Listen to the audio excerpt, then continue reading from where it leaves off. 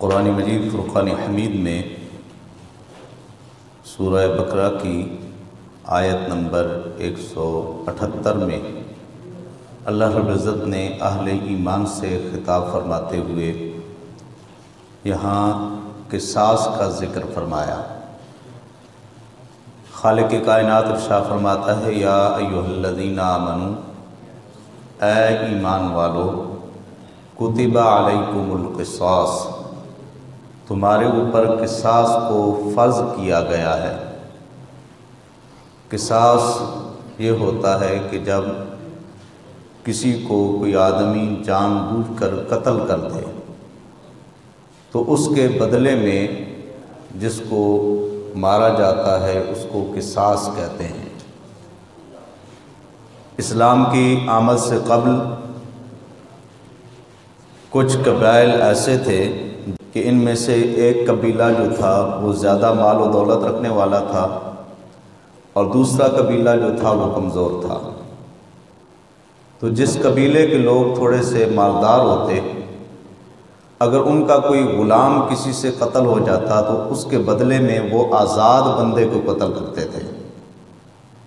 اگر کسی کی عورت کسی سے قتل ہو جاتی تو اس کے بدلے میں وہ مرد کو قتل کرتے تھے، اور اگر کسی کا ایک مرد قتل ہو جاتا ان قبیلوں میں سے تو اس کے بدلے میں وہ 2 مردوں کو قتل کرتے تھے۔ یہ مسئلہ نبی پاک صلی اللہ تعالیٰ علیہ وسلم آپ کی بارگاہ ناز میں لایا گیا۔ جس وقت اوس اور خزرج یہ دونوں قبیلے مسلمان ہوئے تو آقا علیہ السلام کی بارگاہ ناز میں مسئلہ لے کر حاضر ہوئے۔ نبی پاک صلی اللہ تعالیٰ علیہ وسلم پر یہ آیت کریمہ نازل ہوئی، یا ایھا الذین آمنوا، اے ایمان والو، کتب علیکم القصاص، تمہارے اوپر قصاص کو لکھ دیا گیا ہے، فی القتلی، قتل ہونے والے کے حوالے سے، اس کے خون کا بدلہ تمہارے اوپر لکھ دیا گیا، تمہارے اوپر لازم کر دیا گیا ہے۔ الحر بالحر، آزاد کے بدلے میں آزاد کو ہی مارا جائے گا۔ یعنی کہ اگر کوئی غلام ہے تو غلام کے بدلے میں غلام، آزاد ہے تو آزاد کے بدلے میں آزاد کو، عورت کے بدلے میں عورت کو۔ تو آیت کریمہ میں اللہ عزت نے ارشاد فرمایا الحر بالحر، آزاد کے بدلے میں آزاد کو، والعبد بالعبد، اور غلام کے بدلے میں غلام کو، والانثى بالانثى، اور عورت کے بدلے میں عورت کو قتل کیا جائے گا۔ جو کسی کو ناحق قتل کرے گا، جو قتل کرنے والا ہوگا، اس کو اس کے بدلے میں کیا کیا جائے گا؟ قتل کیا جائے گا۔ فمن عفی لہ من اخیہ شیء، اور جس شخص کو اس کے بھائی کی طرف سے کوئی معافی مل جائے قصاص کے اندر، کہ اس نے تو قتل کیا، ہم اس کو قتل نہیں کرتے، تو اس کے بارے میں فرمایا فاتباع بالمعروف واداء الیہ باحسان، تو پھر اس کے بدلے میں بھلائی کا تقاضا ہو اور خون کا بدلہ احسان کے ساتھ ادا کر دیا جائے، جس کو ہم اپنی زبان کے اندر صلح صفائی کہتے ہیں، کہ جب کسی سے کوئی ناحق قتل ہو جاتا ہے تو کچھ مال دے کر اس کے عوض میں جو قاتل ہوتا ہے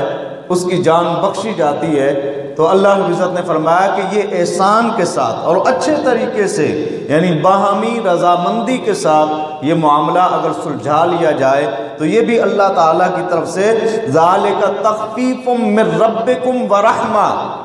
یہ اللہ تعالیٰ کی طرف سے تمہارے لیے تخفیف بھی ہے اور رحمت بھی ہے۔ اللہ نے تمہارے لیے اس میں کیا رکھی ہے؟ تخفیف بھی اور رحمت بھی رکھی ہے۔ اور فمن اعتدی بعد ذالک، قصاص کا پورا ہونے کے بعد یا قصاص کے عوض جو رقم مقرر کی گئی وہ ادا کرنے کے بعد، پھر دونوں فریقوں میں سے جو بھی حد سے آگے بڑھتا ہے، فمن اعتدی بعد ذالک، جو اس کے بعد حد سے تجاوز کرتا ہے، یعنی کہ پھر کسی کو ستاتا ہے یا کسی کو ناحق قتل کر دیتا ہے، فَلَهُ عَذَابٌ عَلِيمٌ، اللہ فرماتا ہے اس کے لیے دردناک عذاب ہے۔ وَلَكُمْ فِي الْقِصَاصِ حَيَاتٌ يَا أُولِي الْأَلْبَابِ، اللہ حضرت شاہ فرماتا ہے تمہارے لیے قصاص کے اندر زندگیاں ہیں اے عقل والو، لَعَلَّكُمْ تَتَّقُونَ، تاکہ تم پرہیزگار بن جاؤ۔ اب زندگیاں تو اس میں ہیں کہ کسی کو قتل نہ کیا جائے، بظاہر تو یہ نظر آتا ہے نا کہ کسی کو قتل نہ کیا جائے، اگر کوئی قتل ہو جاتا ہے کسی سے ناحق تو اس کے بدلے میں کسی کو نہ مارا جاتا تو اس کی زندگی ہوتی۔